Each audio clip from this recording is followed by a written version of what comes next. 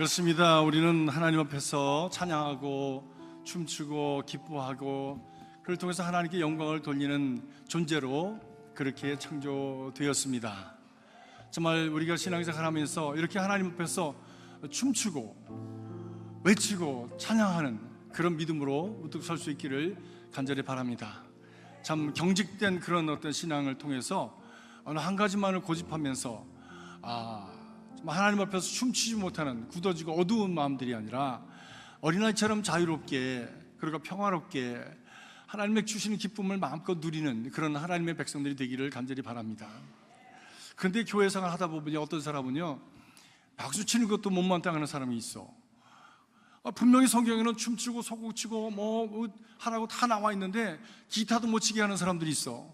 이거는 성서적이 아니죠. 그건 자기중심적이지. 정말 우리 신앙이 성서적으로 하나님께서 주시고자 하시는 그 은혜의 물결을 마음껏 마시고 그리고 마음껏 누리는 정말 생동력 있는 그런 신앙이 되시길 주의 이름으로 축복합니다. 율법적으로 굳어져서 묶여서 그리고 노예가 되어지는 삶이 아니라 다른 사람도 강요해서 그간에 쓸어 놓으려고 하는 그런 신앙이 아니라 자유롭게 해주는 그런 신앙으로 그렇게 삶을 살아서 나도 기쁘고 너도 기쁘고 나도 행복하고 너도 행복한 그런 삶을 살아내는 그런 복 있는 신앙이 될 수 있기를 간절히 바랍니다. 우리는 그렇지 않아도 삶을 살아가면서 많은 어려움을 겪습니다. 삶을 살아가면서 매일매일 어떤 일을 당하는지 알 수 없는 그런 참 위경 속에서, 불확실함 속에서, 불안함 속에서, 위기 속에서 살아갑니다. 지난주간도 갑자기 참 어려운 소식을 들었습니다. 우리 교우분 중에 한 분이 얼마 전에 넘어지셨는데 넘어져서 뼈가 부러지시고 부러진 뼈를 이렇게 조사하다 보니까 골수에 문제가 생겼고 골수를 조사하다 보니까 그다음에 그것이 암인 것이 발견이 되고 폐로 전이가 되었음을 발견되고 폐로 전이가 됐으면 이미 다른 곳에도 전이 됐겠다라고 하는 것을 그렇게 예측을 하면서 조사를 해보니까 전이가 되었습니다. 얼마나 충격적입니까? 얼마나 고통스럽습니까? 얼마나 위기적입니까? 그런 상황 속에서 지지부진한 것은 별것이 아니에요. 그런 위기 속에서 우리가 바라봐야 될 것은 본질이지, 중요한 것을 찾아야지. 여기 상처가 조금 났다든지 무슨 발톱에 티가 들어갔다든지 이런 거는 큰 문제가 되질 않는 거예요. 삶과 죽음이 걸려있는 위기 속에서 우리가 찾아야 될 것은 핵심이 무엇이냐라고 하는 것을 찾아야 되지 않습니까? 그렇습니다. 그런 의미에서 우리 믿음의 사람들은 위기 속에서도 그 소망이 있다라고 얘기할 수 있는 것은 그 위기가 바로 하나님께로 돌아가는, 하나님이 우리를 향해서 가지신 하나님의 선한 뜻을 발견할 수 있는 기회가 되기 때문에 소망이 있다라고 얘기할 수가 있습니다. 특별히 지난 주간에 이어서 오늘 우리가 참 여러 가지로 경제적으로 어려운 그런 시대를 살아간다고 하는데 이런 어려운 상황 속에서 우리가 가져야 될 믿음의 자세가 무엇인가를 다시 한번 가다듬는 그런 축복의 시간이 될 수 있기를 간절히 바라는 것입니다. 성경은 영적인 것만 얘기하지 않았습니다. 영적인이라고 하는 것은 그것은 우리 정신과 마음과 그리고 우리의 물질까지도 다 포함한 것이 영적인 것입니다. 우리 가장 속사람 영혼이라고 하는 것이 결국에는 모든 것에 영향을 미치는 것이죠. 우리 마음에 영향을 미치고 정신과 가치관에 영향을 미치고 삶의 자세와 그리고 삶의 모든 생활에 영향을 미치는 것이 영혼일진데 그것은 모든 것을 포함하는 것이지요. 육신적이다, 영적이다 라고 하는 것은 이해하기 위해서 나누기 위한 편리로 지어진 것이지 모든 것은 다 하나입니다. 그래서 성경은 말씀 안에 물질에 대한 얘기도 많이 합니다. 우리가 성경을 읽으면서 물질에 대해서 그렇게 많은 말씀이 있다는 것을 발견하면 참 놀랐습니다. 예수님께서 하신 43개의 그 비유 중에 27개가 소유에 대한 것입니다. 하늘나라에 대한 말씀을 전하시면서 물질을 비유해서 전하셨어요. 내 물질이 있는 곳은 내 마음도 있나니라 말씀하시고 보화를 하늘나라에 쌓아라 말씀하시고 물질을 통해서 영적인 비밀을 말씀해 주셨습니다. 구약을 보면 특별히 잠언은 재정 생활을 위한 실제적인 가르침을 우리에게 줍니다. 27장 23절에 보니까 내 양떼의 형편을 잘 살피며 내 가축떼에게 정성을 기울이라 말씀합니다. 그 옛날에 목축을 하는 사람들에게 양떼와 소떼는 재산이죠. 재물입니다. 그것을 잘 살피고 그것에 정성을 기울여라 말씀합니다. 잠언 18장 19절에 보니까 밭을 가는 사람은 먹을 것이 넉넉하지만 헛된 것을 꿈꾸는 사람은 찌들게 가난해진다 말씀하고 있습니다. 부지런히 일을 해서 신실하게 일을 해서 너의 먹을 것을 얻어라. 로또로 사서 대박이 터질 것을 기대하지 말고 진실하게 성실하게 일을 해서 너의 필요한 것을 채워라 라는 말씀이죠. 잠언 13장 11절에 보니까 거짓으로 얻은 재물은 줄어드나 성실로 모은 재물은 늘어나느니라 말씀하고 있습니다. 거짓으로 사기쳐서 불법적인 방법으로 얻은 재물은 하루아침에 날아가지만 성실하게 진실하게 그리고 모든 사람들이 인정할 수 있는 그런 방법으로 얻은 모은 재물은 그것은 늘어난다. 시편 27장 21절의 말씀 보니까 악인은 빌리기만 하고 갚지 않으나 의인은 은혜를 베풀고 나누어 주느니라 그랬어요.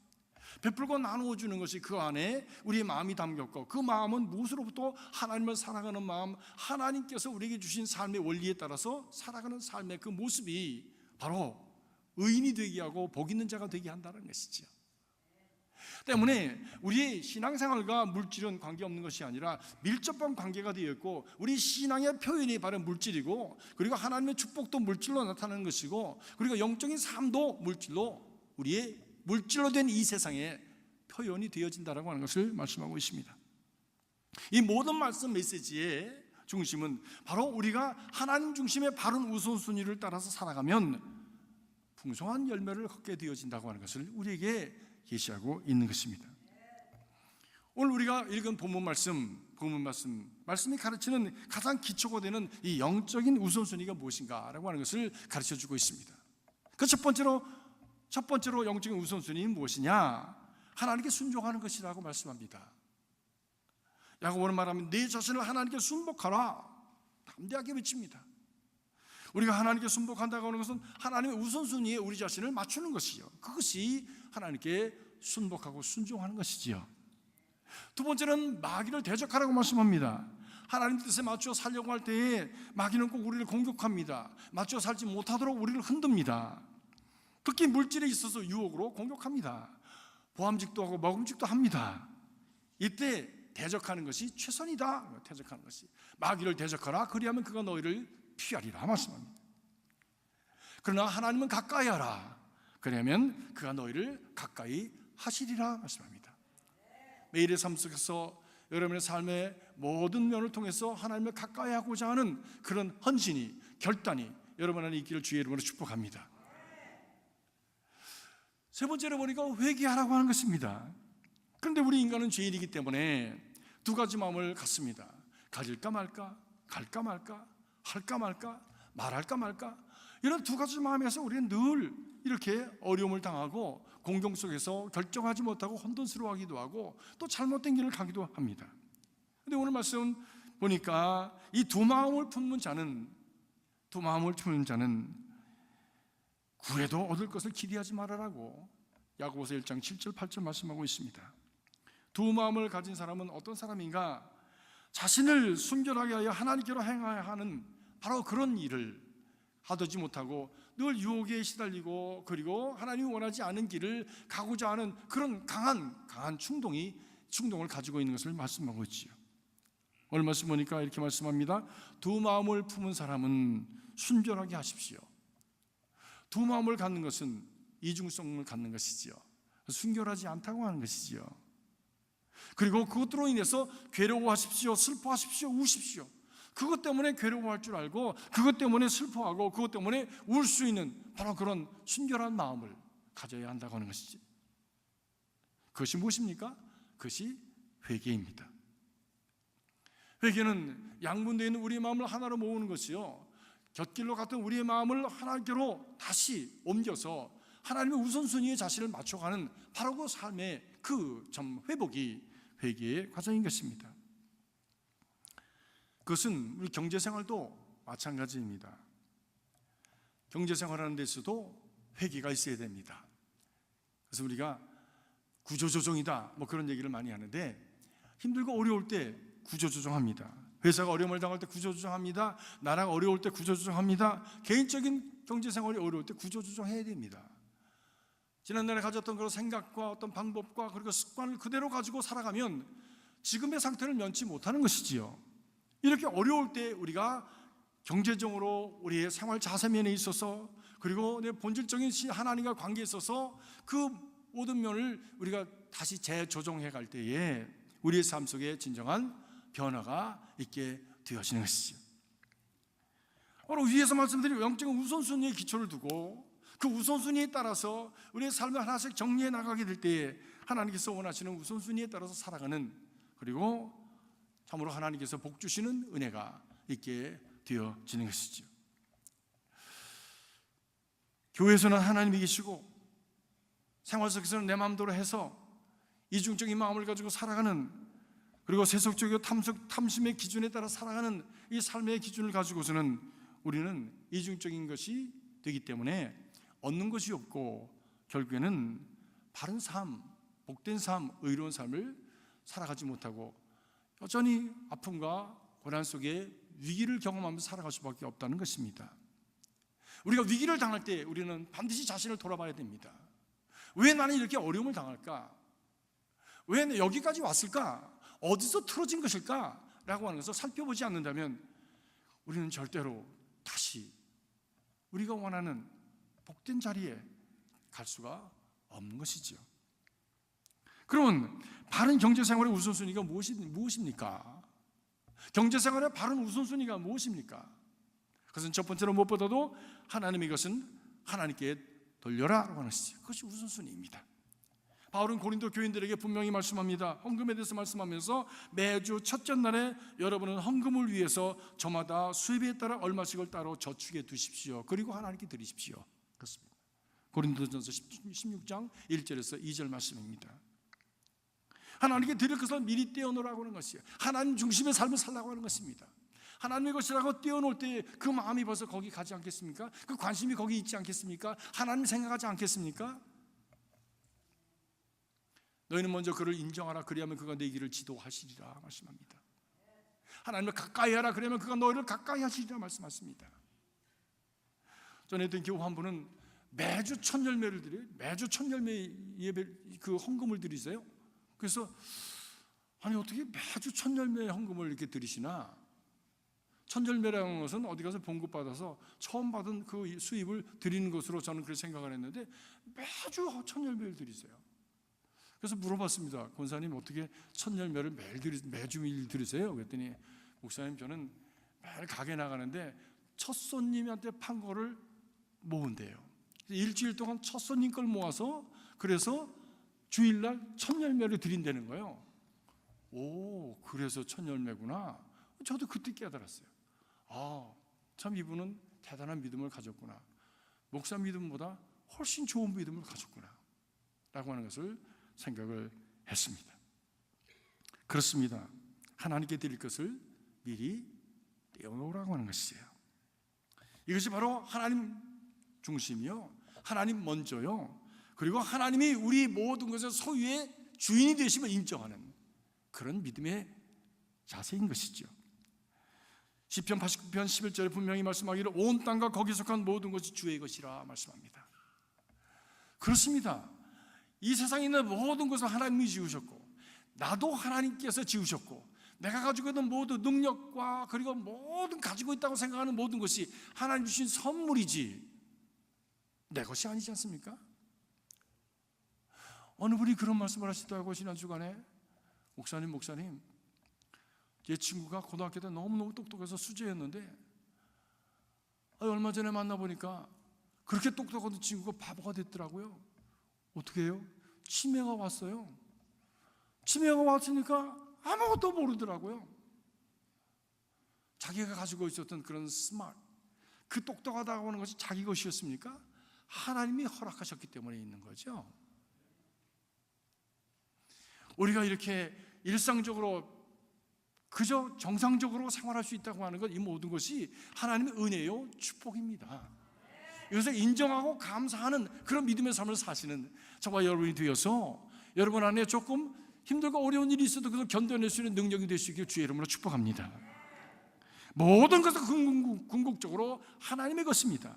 내가 가지고 있는 재주, 내가 가지고 있는 어떤 형편과 사정과 커넥션, 네트워킹, 이 모든 것이 다 하나님이 허락하셨기에 있는 것이지, 내가 능력이 있고 내가 똑똑해서 내가 무슨 잘나서 있는 것이 아닙니다. 아닙니다. 우리는 이 땅에 살아가면서 잠시 하나님이 주신 허락하신 것들을 잠깐 빌려 쓰다가, 하나님이 허락하셨기에 빌려 쓰다가 리스해서 살다가 두고 가는 거예요. 그것을 분명히 우리가 볼 수 있는 자리가 어디입니까? 장례식장입니다. 내 몸이라고 맨날 그렇게 그냥 지장을 하고 그렇게 위하던 몸을 두고 가지 않습니까? 그 몸조차도 두고 가지 않습니까? 그 몸도 하나님께 속하였기 때문에 하나님께서 지으신 흙으로 돌아가는 것이지요. 하나님께서 함께하지 아니하시면 집 짓는 자의 수고가 헛되고, 하나님께서 함께하지 아니하시면 파수꾼의 경상함이 헛소리다. 하나님이 다 허락하셔서 있는 것입니다. 그분이 이 모든 것의 주인이시라고 하는 것을 분명히 깨닫고 인정하고 하나님 중심으로 살아가겠다는 우선순위, 이 영적인 우선순위의 가장 첫 번째가 뭐냐? 하나님의 것을 하나님께 돌려라 하는 것입니다.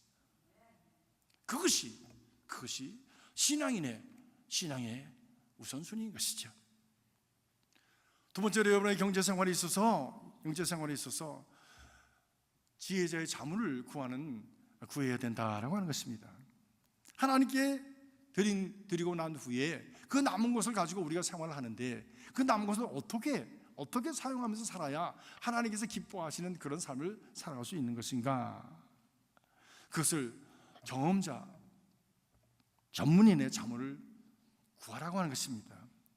돌아다니는 소문에 의해서 여러분의 귀중한 결정을 내리지 마십시오. 그것은 대단히 위험한 것입니다. 우리 주위에는 훌륭한 신앙을 가진 재정 전문인들이 많이 있습니다. 그분들에게 여러분의 것을 이야기하고 자문을 구하고 도움을 구할 때 기꺼이 도와주려고 하는 신앙 전문인들이 주변에 많이 있습니다. 저는 얼마 전에 우리 로여 펌에서 편지가 왔어요. 그러면서 교회에서 좀 헌금을 해 주십시오, 이렇게 편지가 왔어요. 보니까 기독교 로이어들의 어소시에이션이에요. 그것은 뭐냐? 기독교인들 중에서 어려움을 당하는 사람들 도와주기 위해서 신앙을 가진 로이어들이 함께 모여서 우리 기독교인들 이렇게 도웁시다, 좋은 일 합시다 해서 모여진 그런 폼이었습니다. 이런 것도 있었네, 참 좋다라고 생각하고 그래서 조금 교회에서 헌금을 했습니다.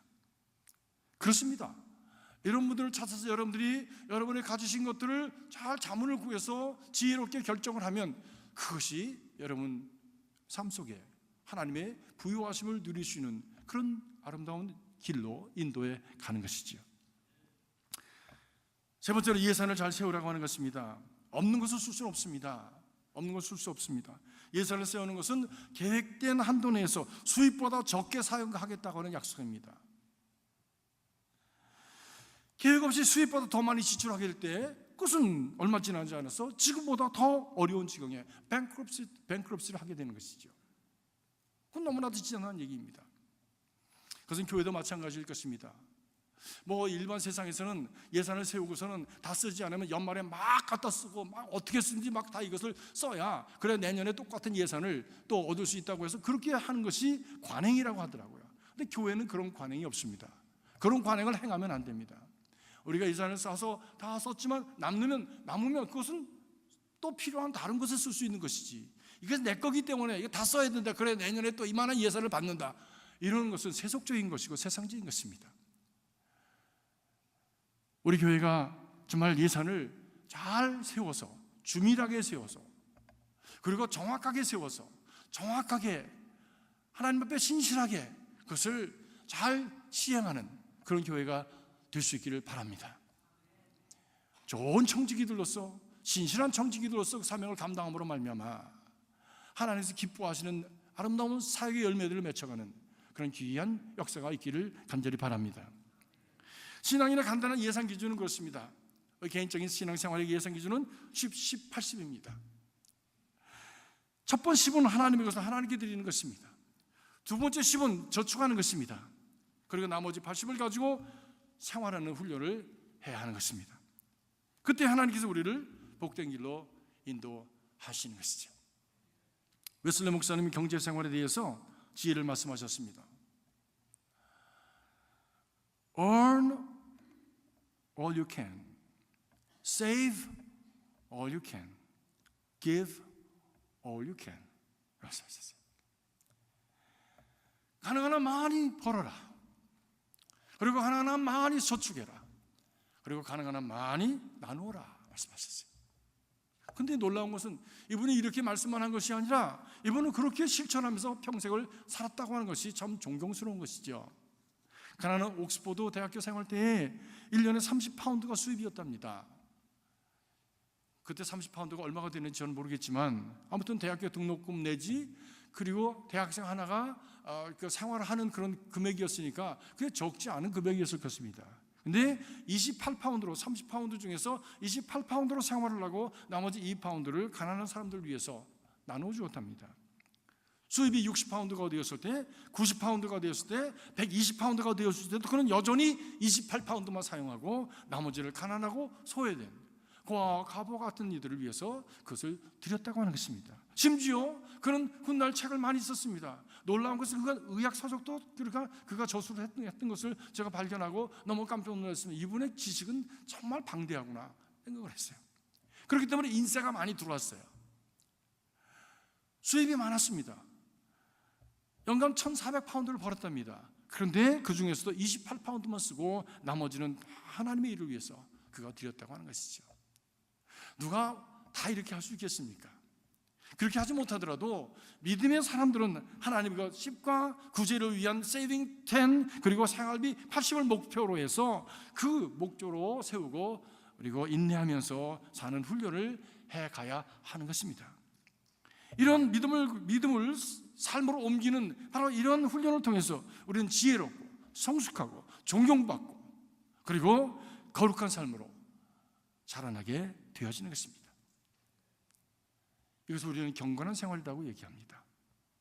여러분의 삶 속에 이런 경건이 생활화되어지는 구체적인 삶 속에서 생활화되어지는 역사가 있어지기를 주님의 이름으로 축복합니다. 네 번째로 플라스틱 카드를 줄여라. 플라스틱 카드를 줄여라. 크레딧 카드는 무슨 훈장처럼 필요 이상으로 가지고 계신 분이 계세요. 지갑이 그래서 너무 듣고 막 이만해. 그래가지고 열어서 보여주는 거 보면 무슨 소련 군인들 훈장 단 것처럼 툭 떨어져. 그건 뭐요? 뭐 별 크레딧 카드가 다 있어. 아무튼 알지 못하는 그 컴퍼니의 그 크레딧 카드 다 신청해가지고 마치 그게 능력 있는 것처럼 이렇게 주렁주렁 달고 다니는 사람이 있어요. 그거 미련한 짓입니다. 그거 다 빚입니다. 다 빚입니다. 하나님은 우리가 빚지고 살기를 원치 않으십니다. 자식이 빚더미에 앉아서 그것으로 날마다 어려움을 당하는 것을 보기를 기뻐하는 부모가 세상에 어디 있겠습니까? 어떤 분은 자녀가 그 자녀를 결혼시키는데 학교 빚이 얼마인가 하는 것을 보더라고요. 좋은 학교를 나왔는데 빚이 너무 많아. 50만 불 이상이 돼. 아이고 안 되겠어. 우리 아들도 50만 불인데 처자까지 50만 불이면 둘이서 100만 불인데 빚 갚느라고 언제 애기 낳겠어? 그래서 노 땡큐 하더라고요. 빚은 우리가 가는 생활 속에 참 많은 걸림돌이 되어집니다. 하나는 우리가 빌리는 자가 아니라 꾸어주고 베풀어준 자가 되기를 원하십니다. 물론 미국에서 살아가면서 한두 개의 크레딧 카드가 필요하죠. 왜? 어디 갔든지 뭐 아이디를 필요로 하니까 급한 경우가 있으니까. 그런데 급한 경우가 자꾸 반복되어서 그것을 습관적으로 사용하게 되어지면 그것이 큰 문제가 되어지죠. 크레딧 카드는 돈을 쉽게 쓰게 합니다. 심지어 과용하거나 습관적이 될 뿐만이 아니라 중독성이기도 합니다. 그래서 또 쓰고 나면 매달 반드시 갚지 않으면 그것이 큰 빚으로 늘어납니다. 그렇게 하면 훈련이나 자신감이 없으면 과감하게 찢어버려야 합니다. 그것이 옳습니다. 찢은 다음에는 카드만 찢지 말고 꼭 회사에다 전화해야 돼요. 그래서 나 이거 크레딧까지 캔슬합니다 라고 얘기를 해서 캔슬해야 됩니다. 그렇지 않으면 어떻게 하든지 여러분들 붙들어 두려고 애를 쓸 겁니다. 왜? 그 달 내로 갚지 못하면 인트레스트 레이트가 바로 24% 뛰니까. 그거는 고리대금이 어디 있습니까? 그런 고리대금이 어디 있습니까? 그래서 24%가 너무 높은 이자를 받을 수 있는 그냥 굉장한 비즈니스이기 때문에, 그리고 여러분은 그 비즈니스의 커스터머이기 때문에 절대 놓치지 않으려고 할 것입니다. 단호하게 해야 하는 것이죠. 카드 빚은 의지가 없는 사람들에게는 고리대금의 함정입니다. 쓰지 마십시오. 좋은 말로 할 때 들으십시오. 여러분을 진정으로 사랑해서 하는 말씀입니다. 다섯 번째로 있는 것에 감사하라고 성경은 말씀합니다. 내가 궁핍함으로 말하는 것이 아니라 어떤 형편에서든지 내가 자족하기를 배웠나니 내가 비천에 처할 줄도 알고 풍부에 처할 줄도 알아서 모든 일에 배부르고 모든 배고픔과 풍부와 궁핍에도 일체의 비결을 배웠노라. 이것이 우리 크리스천의 영적 훈련입니다. 그래서 어떤 상황에서든지 만족하고 적응하면서 견뎌낼 수 있는 전천후적인 그런 삶, 살아가는 그런 사람을 하나님께서는 만들어가기를 원하시는 것이지요. 선교를 갔는데 아프리카 갔습니다. 아무도 밥을 못 먹는 거예요. 왜? 그 밥만 우갈이라고 하는 그 음식을 만드는데 그 만드는 거 보면 먹기가 사실은 좀 그래요. 네. 나무 뿌리로 해가지고 거기서 녹말을 빼가지고 거기서 물을 부어가지고 새까만 손으로 막 이렇게 비비는데 뭐 땀을 흘리면 그냥 이거 닦기도 하고 뭐 이러면서 하는데 그거 참 먹기 사실은 힘들죠. 아무도 못 먹더라고. 근데 난 맛있더라고. 많이 먹었어요. 그래서 나중에 배탈이 났을지언정 먹어야지. 적응해야지. 그런 데서도 적응해낼 수 있는 그런 전천후적인 삶, 그런 인격, 그런 성품, 그런 도전, 그런 의식, 그런 생활 자세, 주님께서는 그런 것을 우리를 원하십니다. 왜? 가난한 자에게 가서는 가난한 자들과 함께하고 부유한 자들에게 가서 부유한 자들과 함께할 수 있는, 가난한 동네에 가서 나는 호텔이 아니면 잘 수가 없어 라고 얘기한다면 무슨 선교가 될 수 있겠습니까? 어떻게 그들과 진정으로 마음으로 만날 수가 있겠어요? 어떻게 하나님의 역사를 이룰 수가 있겠어요? 컨택 포인트가 없는데. 자족하는 사람, 감사하는 사람이요, 자족하는 사람이 진정으로 부유한 사람이요, 자족하는 사람이 진정으로 행복한 사람인 것입니다. 아직까지 다 갖지 못했다고 여기서 늘 남의 것을 부러워하고, 그리고 갖지 못한 것에 대한 자격지심을 갖고, 그리고 다른 사람의 시기 질투의 마음을 가지고 늘 초조하게 살아간다면 어떻게 그 사람이 큰 부잣집에 산다고 할지라도 그 사람을 부유하다고 할 수 있겠습니까? 어떻게 그 사람을 행복하다고 할 수 있겠습니까? 남은 행복한 것처럼 보여질지는 모르지만 자신은 절대 행복할 수 없을 거야. 자족하는 마음을 가지면 많은 것을 갖지 않아도 됩니다. 자족하는 마음을 가지면 또 새 걸 사지 않아도 됩니다. 이미 있는 것들로 충분하니까. 그런데 오늘날은 어떻습니까? 오늘날 모든 세태가 새 것을 갖지 않으면 뒤떨어진 것처럼 그렇게 우리를 몰아치고, 새 걸 갖지 않으면 좀 궁색한 것으로 그렇게 몰아치고, 새 거를 갖지 않으면 우리로 하여금 불행한 자로, 그리고 사회적으로 열등한 사람으로 그렇게 몰아댑니다.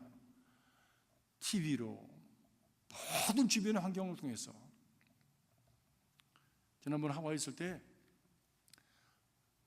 대학에서 마케팅을 가르치시는 교수님이 계셨어요. 그분이 늘 얘기를 합니다. 목사님은 좋으시겠어요. 그래서 왜? 목사님은 하나님의 말씀, 진리를 말씀하지 않으십니까? 그래서 뭐 진리에 가까이 가려고 애를 쓰는 거죠. 저는 날마다 거짓말합니다. 무슨 거짓말해요? 우리가 가르치는 게 이게 없는 걸 있는 것처럼 만들어서 얘기하는 게 이게 마케팅입니다. 어떻게 이쁘게 포장할까? 어떻게 사람들로 하여금 이쁜 것처럼 생각하도록 만들어갈까? 그래서 이것을 탐욕을 가지고 그것을 가지고 싶은 마음을 어떻게 불러일으킬까? 이거 연구하는 게 마케팅입니다. 그러더라고. 그래요? 많은 사람들이 근데 그 얘기 듣고선 사지 않습니까? 사면 알갱이 까보면 그 안에 뭐 있습니까? 그 안에 들어있는 게 늘 이거였어? 이거였어? Is that all? 늘 실망스럽죠. 늘 실망스럽죠. 한 번은 저희 집 사람이 60이 됐어요. 환갑이에요. 근데 60년 동안 나 같은 사람하고 살아준 게 너무 고마워서 뭔가 기념비적인 그런 일을 좀 해야 되겠다. 근데 뭐 생각이 별로 나질 않는 거야. 근데 뭐 보면 맨날 여기도 아프다 저기도 아프다 뭐 이러다니까 그럼 마사지 체어를 하나 사줘야 되겠다 생각을 하고선 제가 큰 돈을 빌릴 생각을 했어요. 뭐 1년이 아니고 평생에 한 번 이거 하는 건데 환갑 때 큰 선물 하는데 이왕 줬다고 하는 말을 들리면 좋은 걸로 그냥 비싼 걸 하자. 저 LA에 무슨 뭐 홀리트론인가 텔레트론인가 하는 데서 그 마사지 체어를 아주 기가 막힌 거라고 막 TV에 선전하더라고. 그래서 보니까 뭐 everything 뭐 다 그냥 너무너무 시원한 거예요. 너무너무 그냥 좋은 거야. 야, 저기 앉아서 아침 저녁으로 저렇게 마사지를 하면 우리 집 사람이 건강해지겠구나 생각을 하고 설레니까 갔지 않습니까? 가서 의자에 제가 척 앉아보니까 저한테는 안 되더라고. 왜냐면 이게 너무 좁아. 왜냐면 어디서 만들어 일본 사람이 만들어가지고 이게 너무 좁아. 그 짧고. 그래서 이건 나는 안 돼. 우리 집 사람한테 맞을 것 같다. 그래서 집 사람은 앉아보라고 그랬더니 마음에 안 든대. 그래서 왜 마음에 안 들어? 다 저렇게 좋다고 그러는데 왜 마음에 안 들어? 했더니 우선 첫째로 돈이 너무 비싸서 마음에 안 들고 두 번째로는 생각한 것보다도 그렇게 시원하지 않은 거예요. 생각한 것보다. 그래서 그냥 말로 뗐습니다. 말로 뗐어요. 네. 아직까지도 못 사줬어요. 이제 진갑 때문에 할 건지 제가 모르겠지만, 예. 그래서 모든 게 그래. 물질이라고 하는 것은 모든 게 그래. 만족을 해도 잠깐이지. 금방 또 거기에 익숙해지면 그 다음에 만족이 또 없어지는 거예요. 사랑하는 성도 여러분, 그래서 우리는 뭘 배워야 되느냐? 우리가 이미 가진 것에 대해서 자족감을 배워야 되는 거예요. 그래야 그 세상의 세태에 속지 않습니다. 속지 않습니다. 무엇을 새 것을 갖지 않으면 뒤떨어진 것 같고, 많이 갖지 않으면 가난해서 사회적으로 열등한 것 같고, 행복하지 않은 사람이라고 하는 메시지를 매일 받으며 살아가는 이 세상 속에서 그 세상에 속지 않고 살아갈 수 있는 그 길이 자족하는 데 있습니다. 유행이라고 하는 것도 그래요. 유행도요, 날마다 왔다 가지 않습니까? 가만히 보면 뭐 남자 바지도 넓었다 좁았다 그러고, 허리도 뭐 이 뒤를 붙였다 띄었다 그러고, 단추도 2개, 하나, 3개, 뭐 그 정도지. 뭐 기지는 뭐 세월이 가면서 좋아졌겠지요. 스타일이라는 거 별거 없더라고. 겉으로 했다가 리오마이로 해서 안으로 집어넣었다가 또 뺐다가, 그게 그거야. 날마다 그게 그거야. 10년쯤 돌아가면 그냥 또 돌아와. 10년쯤이면 또 돌아와. 그래서 제가 집사람한테 그랬어요. 나는 양복 사지 말아라. 나는 몸매가 너무 좋으니까 그때나 지금이나 똑같이 입을 수 있으니까 하지 말아라. 그랬더니 궁색하대. 그래가지고 그냥 나 모르게 물건을 사오더라고. 그러면 또 그날은 집사람하고 저하고 많이 싸우는 날이에요. 왜 샀냐? 당신을 위해서 샀는데 남 보기에도 궁상스럽다, 뭐 이런 얘기. 그래서 그냥 많이 이렇게 다투는데, 계속해서 저는 마음에 하나님께서 말씀하시는 것이 자족하며 살아라. 심플하게 살아라. 평범하게 살아라. 그것이 행복한 일이다. 그것이 하나님께서 원하시는 일이라는 것이에요. 그래서 저는 우리 집사람하고 그런 얘기를 했어요. 여보, 이제 앞으로 우리는 집에 있는 모든 것들을 다 치우고 아주 클리어 아웃한 그런 삶을 삽시다. 그리고 테이블도 놓지 말고 소파도 놓지 말고 그냥 방바닥에다 카펫 하나 깔고, 그리고 의자는 아무 데나 옮길 수 있는 의자, 등받이 의자 있잖아. 앉으면 이렇게 앉으면 등받이, 접었다가 옆에 놨다가 또 앉으면, 가운데 앉고 싶으면 가운데 앉고, 벽에 앉고 싶으면 벽에 앉을 수 있으니까 얼마나 이것이 그냥 얼마나 매니저블 합니까? 얼마나. 교인들 많이 오시면 그런 의자 많이 갖다 놓으면 되는 거. 얼마나 스페이스가 좋아. 나는 그렇게 살고 싶어. 그랬더니 자기도 그렇대. 오래간만에 우리가 아우기를 했어요. 오래간만에. 그래서 이제 조만간에 그렇게 하고 스페이스 넓게 잡으면 여러분을 한번 초청을 다시 오픈하우스 하려고 합니다. 그랬더니 오늘 아침에 그렇게 얘기를 했더니 우리 교우분이 나가시면서 목사님 안 돼. 왜요? 내가 그렇게 살겠다는데 허리 아파. 그래서 안 아픈 방법이 있어요. 권사님 그거 접는 의자 등골이 되는 의자 있다니까 그거 사면 돼요. 그랬더니 안 돼. 한번 해보려고 그래요. 심플하게. The simplicity is the power and the simplicity is the happiness.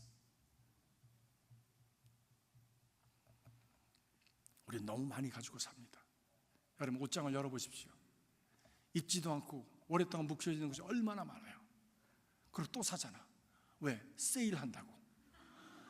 아니 왜 세일한다고 사냐고. 세일한다고 왜 사? 필요도 하지 않는 거를. 그냥 충동구매 때문에 사가지고 집에 가서는 나중에 어디 있는지도 몰라. 쓰레기처럼 구조지. 이게 걸레인지 이게 무슨 행주인지 이거 어디서 온 건지도 몰라. 그냥 어디 구겨져 있어. 그런 것들이 우리한테는 너무 많아요. 너무 많아요. 택도 안 띈 것들.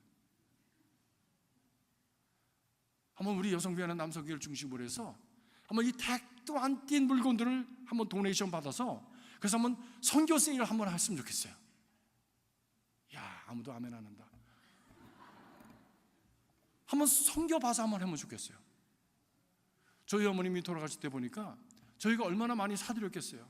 어머니 생일 때도 사드리고 저 머리 떨어져 있으니까 죄책감에서 또 사드리고 하나도 안 입으셨어. 그냥 맨날 입던 것만 입으셨어. 옷장을 열어보니까 택도 안 낀 옷들이 아주 좋은 옷들이 그냥 프라이스 택까지 붙어가지고 하나 가득 있더라고. 그래서 그거 누가 입어요? 딸내미가 입어야지. 그래서 야, 너 가지고 와라 그랬더니 오빠 작아서 못 입어. 그럼 어떡하냐? 그래서 사람들한테 와가지고 노인분들한테 와서 가져가려니까 나도 많아. 안 가져간대. 그리고 어떻게? 그래서 수화민 나가시는 분한테 그냥 다 드렸어요. 다 가져가셨어요.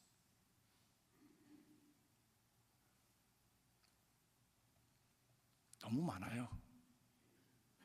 너무 많아요. 그걸 좀 덜어내야 스페이스도 생기고 숨도 쉴 수가 있고 그 가운데서 여유로운 마음을 가질 수 있는 것입니다. 그래야 이 생각도 할 수 있고 저 생각도 할 수 있는 것이지. 주변에 보이는 것이 너무 잡다하고 복잡하면 생각이 정리가 되질 않아. 늘 불안해. 그래서 왜 정리되지 않은 가운데 살아가니까 늘 불안할 수밖에 없죠. 사랑하는 성도 여러분, 좀 덜어내십시오. 과감하게 자꾸 주세요. 과감하게 자꾸 나누세요. 그것이 삶을 잘 살 수 있는 비결이 되어지는 것입니다. 그것이 건강하게 여유로운 삶을 살아갈 수 있는 비결이 되어지는 것이고 행복의 비결이 됩니다. 많이 갖는 것이 행복이 아닙니다. 나눔의 행복이 있습니다. 우리 삶의 행복은 소유에 있는 것이 아니라 나눔에 있는 것입니다. 오늘 말씀 지혜롭게 살아가는 마지막 부분 무엇입니까? 기도하고 또 기도하십시오. 10절에 보니까 주 앞에서 낮추라 그리하면 주께서 너희를 높이시리라고 말씀합니다. 하나님 앞에 겸손하게 이런 모든 생활을 해나갈 수 있도록 내게 힘 주시고 지혜를 더하여 주시옵소서. 나를 도와주시옵소서 하고 하나님 앞에 무릎 꿇어 기도하는 것입니다. 왜? 우리는 늘 도전을 받으니까, 늘 충동을 받으니까, 늘 우리는 이중의 마음을 가질 수 있으니까 하나님 나를 도와주십시오. 겸손하게 무릎 꿇고 검소한 삶을 살아갈 수 있도록 허황된 욕심과 화려한 세상의 풍조를 따라가지 않도록 우리는 기도해야 합니다. 염려를 기도로 바꾸십시오. 아무것도 염려하지 말고 오직 모든 일에 오직 기도와 간구로 너희 구할 것을 감사함으로 주께 아뢰라. 그리하면 모든 지각에 뛰어난 하나님의 평강이 그리스도 예수 안에서 너희 마음과 생각을 지키시리라. 기도는 주님의 도우심이 임하는 통로입니다. 우리를 사람에게나 하나님께나 귀한 존재로 바꿔가는 능력입니다. 하나님 우선순위에 맞춰서 살아갈 수 있도록 순종하게 하는 그런 능력이 바로 이 기도를 통해서 우리에게 임하게 되어지는 것입니다. 오늘을 이기며 복 있는 자의 길을 가는 그 담대함과 용기를 갖는 길이 되어지는 것입니다. 그런 아름다운 역사가 저와 여러분 안에, 여러분의 경제생활 안에, 가정과 그리고 여러분의 모든 삶 속에 이루어지길 주님의 이름으로 축복합니다. 기도하겠습니다.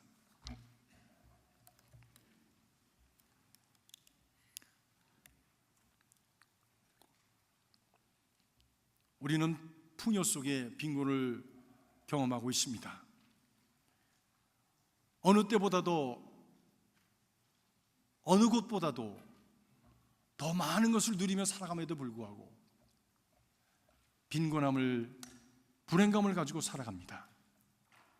이런 이율배반적인 우리의 삶의 모습을 주님 앞에 고백하면서 주님께서 우리에게 주신 참 지혜로운 삶의 길, 행복한 길, 그리고 참 하나님의 부요하심을 누리며 살아갈 수 있는 그 길을 갈 수 있도록 저희를 도와주시옵소서.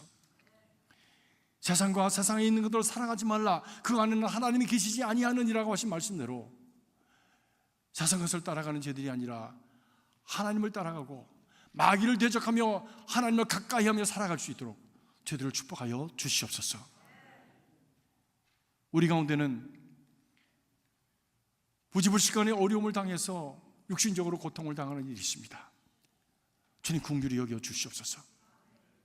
한성원 권사님 가정을 축복하시고 헬렌 집사님을 긍휼히 여기셔서 치유의 하나님께서 만져주시옵소서. 고난을 당하고 환난 속에서 망연자실한 그 가정을 주님 붙들어 주셔서 하나님의 그 새로운 미래를 보게 하시고 소망을 보게 하시고 믿음 안에서 하나님 삶이 회복되어지는 은혜가 있게 하여 주시옵소서. 우리의 힘으로 되지 아니하고 능으로 되지 아니하고 오직 하나님의 신으로 되는 줄 믿사오니 주님께서 채찍에 맞으심으로 말미암아 우리가 나음을 얻었다고 주님이 약속하여 주셨사오니 주님이여 그 예수 그리스도의 십자가 보혈을 굳게 믿고 주님이여 주님 앞으로 가까이 나가는 아버지 하나님이여 귀한 회복의 계기가 되도록 주님이여 축복하여 주시옵소서. 하나님 은혜를 경험할 수 있도록 하나님 축복하여 주시옵소서. 하나님 함께 하셨음을 고백하며 나눌 수 있는 증거가 되도록 하나님께 사용하여 주시옵소서. 고난 중에 함께 하시는 하나님을 믿습니다. 우리의 인생이 아버지의 위기 속에서 하나님이 나를 향한 기회를 보게 하시고 그 기회를 향해서 나아갈 수 있도록 성령께서 함께하여 주시옵소서. 예수 그리스도 이름으로 간절히 기도하옵나이다. 아멘.